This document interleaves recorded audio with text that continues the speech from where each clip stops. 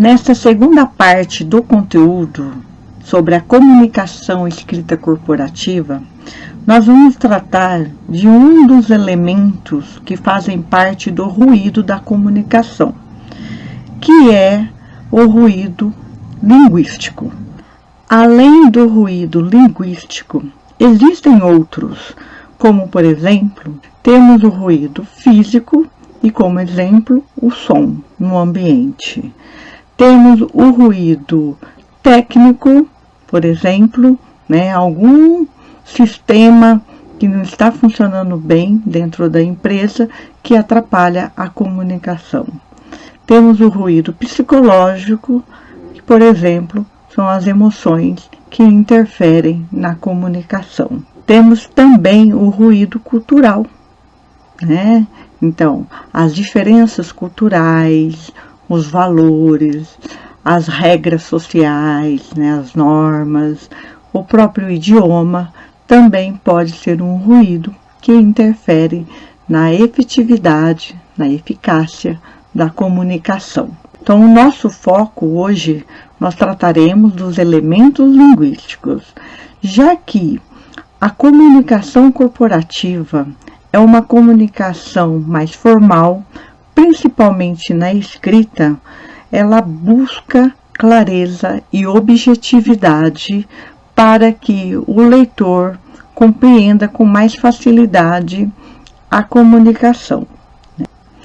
Iremos ver aqui algumas das expressões, algumas palavras que interferem na nossa comunicação, os chamados ruídos linguísticos. Uma das palavras é a palavra lamentavelmente. Nós normalmente a utilizamos no nosso dia a dia de maneira muito natural, para identificar a nossa solidariedade, a nossa cumplicidade, uma maneira também de demonstrar empatia, colocando no lugar do outro. Mas, dependendo do contexto, principalmente na escrita corporativa, esse elemento, esta palavra, ela pode causar ou ter um resultado contrário a que nós tínhamos a intenção de demonstrar. Vamos ver um exemplo. Lamentavelmente, cometemos um erro e estamos tomando todas as providências necessárias.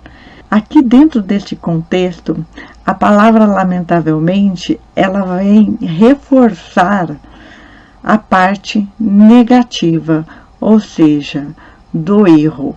E mais um detalhe aí, a palavra erro também nós devemos evitar substituindo por falhas ou equívoco.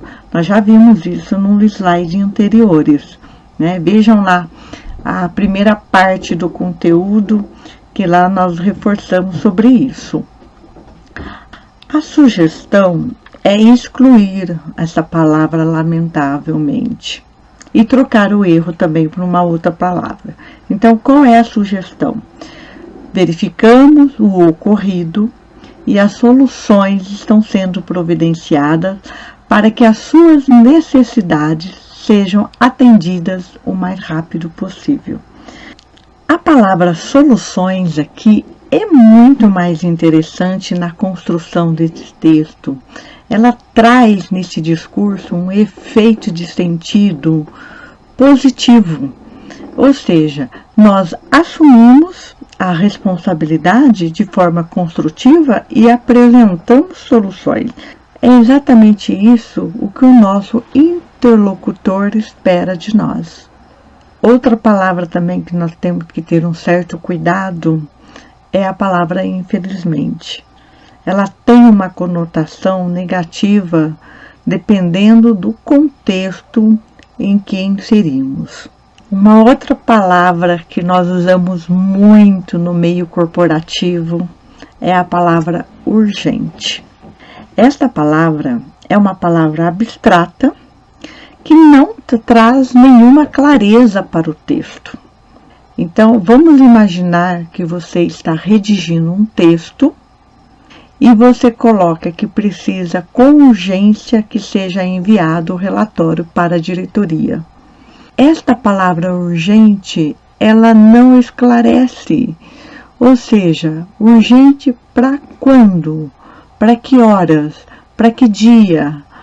Para que haja uma clareza nesta comunicação, é necessário colocar a data, o dia, o horário, não é verdade? Se for para hoje, diz que é para hoje. Olha, este relatório precisa ser enviado hoje. Esse relatório precisa ser enviado até amanhã de manhã. Este relatório precisa ser enviado no dia tal, a tal hora. Outro ruído de comunicação presente no nosso dia a dia, mas que na escrita corporativa nós precisamos ficar atento, é o uso de pleonasmo. O que é pleonasmo? É intensificar uma palavra ou significado através de uma repetição de uma determinada palavra ou ideia contida ali naquele texto. Então, nós precisamos ficar atentos, porque imagine um texto onde há uma redundância, né, dessas palavras, elas vão interferir na compreensão do leitor. Porque, de novo, o objetivo de uma comunicação corporativa é que o texto se apresente com clareza e objetividade.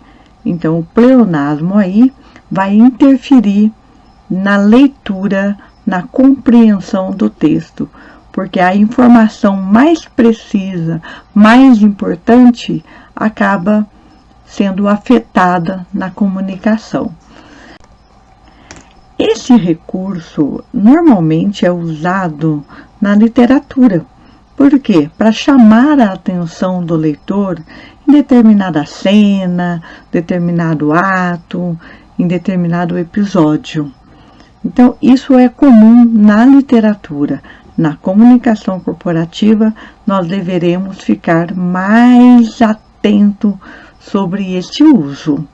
Vamos ver alguns exemplos de pleonasmo que nós poderíamos evitar. A primeira palavra, expressão, seria adiar para depois. Imagine na escrita, né, com tantos dados importantes que o leitor precisa ficar atento, ele não pode se distrair com outras informações supérfluas.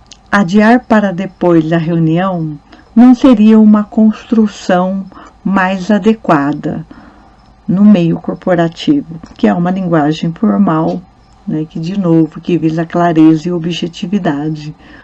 Nós podemos dizer adiar e colocar a data. Né? Teremos que adiar a reunião para tal dia. Ou simplesmente dizer que precisamos adiar a reunião. Outra palavra, certeza absoluta. Conclusão final. Há muitos anos atrás. Encarar de frente. Panorama geral. Surpresa inesperada. No conteúdo de hoje, então, tivemos a oportunidade de verificar alguns elementos que trazem ruídos para a nossa comunicação. Fiquem atentos que teremos mais uma parte 3 da comunicação escrita corporativa. Até mais.